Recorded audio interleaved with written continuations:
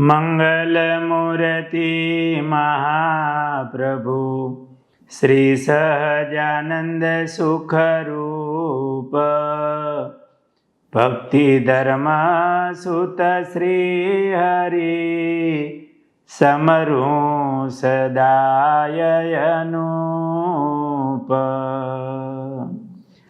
બોલો સ્વામિનારાયણ ભગવાનની જય. વાલા ભક્તજનો, જય સ્વામિનારાયણ. મહારાજના લાડીલા ભક્ત જોધા ભગત, એમની કેવી મોટી સેવા સમર્પણ. એ દાદા ખાચરની 350 જેટલી ગાયો, ભેંસોનું મોટું ખાડું, એમની એ સાર સંભાળ રાખે, સેવા કરે, અને એમનું દૂધ મહારાજ, સંતો અને એ દાદા ખાચરનો પરિવાર નાનો નહોતો. જેટલા ભક્તો મહારાજના દર્શને આવે ને એ બધોય દાદાનો પરિવાર. કેટલા દેશથી ભક્તો આવતા હોય, એ બધાને જમાડે, એમની સાર સંભાળ રાખે. કેવી ભક્તિ!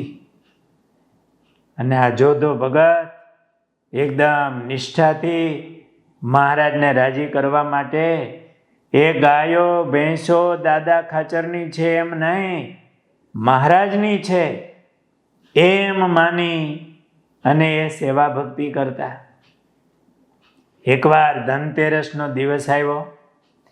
મહારાજે જોધા ભગતને કીધું, જોધા, આ ધનતેરસના દિવસે આપણે ગાયોનું પૂજન કરવું છે. અમે તારી ગાયો પાસે આવશું. જોધો તો આજે રાજી થઈ ગયો. ધનતેરસના દિવસે મહારાજ એ જ્યાં ગાયોની જોક હતી ત્યાં મહારાજ પધાર્યા. ધનતેરસ તે દિવસે લક્ષ્મી પૂજન કરવાનું હોય, ધનનું પૂજન થાય. અને મોટામાં મોટું ધન ગોધન કહેવાતું. એ ગાયો રૂપી ધન, પશુધન હતું. એટલે ગોધન એટલે ગાયોનું પૂજન થાય. એ બધી ગાયોની શિંગડીઓ ઘીથી ચોપડી હોય, શિંગડા એના ચોપડે, એને ઝૂલું ઓઢાડે, ચાંદલા કરે અને એના શણગાર પણ કરે. આપણે કીર્તનમાં બોલીએ છીએ, હતી મારા વાલા, કેમ કહો છો ગાયનો તીરે, સોનાની શિંગડીને રૂપાની ખરીએ. આવું કીર્તનમાં આવે છે. આમાં ચરિત્રમાં એવું લખ્યું કે આમ સોનાની શિંગડીઓ કરી એટલે એનું સ્પેશિયલ શણગાર આવતો હશે, રૂપાની ખરીયું, અને માથે રેશમની ઝૂલો ઓઢાડી ગાયોનું પૂજન થયું. પછી એ દિવસે જોધાએ કીધું, મહારાજ, આજે અમારી ગાયોનો રંગ જુઓ. એ જોધો વાંબ કરે ને ગાયો દોડે, ગાયોને દોડાવે. મહારાજે જોધાને કીધું, જોધા, આ બધી ગાયોનું ધણ એ તારી આજ્ઞામાં રહે? જોધાએ કીધું કે મહારાજ, મારું કોઈ નામ ન લેવો. મારી ગાયો ઈશારામાં સમજે, હું વાંબ કરું એમ કરે. અને મહારાજ, મને કોઈ મારવા આવે ને, હું જરા ગાયોને વાંબ કરું, મને કોઈ અડી ન શકે. ને મહારાજ, તમારે જોવું હોય ને મહારાજ પાછું એમ કે એવું થોડું હોય જોધા. અરે મહારાજ, તમારે જો જોવું હોય તો આ તમારા પાળા એને કયો મને જરા કામ મારવા આવે કે એવું જોઈ લ્યો, પછી અમારી ગાયો શું કરે છે. મહારાજે જે પાર્ષદો ભેળા હતા, 10 પાર્ષદો, એમને કીધું. એટલે પાર્ષદો આમ કાળા ધાબળા ઓઢી અને હાથમાં આમ લાકડી ઉગામી અને જ્યાં આમ જોધો ઊભો હતો ને એ બાજુ આમ જાણે જોધાને મારવા જતા હોય એમ લાકડી કરીને દોડ્યા. અને જોધાએ જરા ગાયોને વાંભ કરી અને ગાયોએ જોયું અને ગાયો પાર્ષદોને મારવા માટે દોડી, ચારેય પગે થઈ આમ શિંગડા આમ કરી અને પાર્ષદો ભાગ્યા એકદમ. કે જાણે રોગજે એમ કરતા તો એવી આમ ઊભી પૂંછડીએ ભગાવ્યા બધા પાર્ષદોને. અને પછી મહારાજે કીધું એટલે જોધાએ વાંભ કરી તો ગાયો પાછી આમ ઊભી રહી અને જોધા પાસે આવી. મહારાજ જો અમારી ગાયો, મહારાજ જો અમારી ગાયો.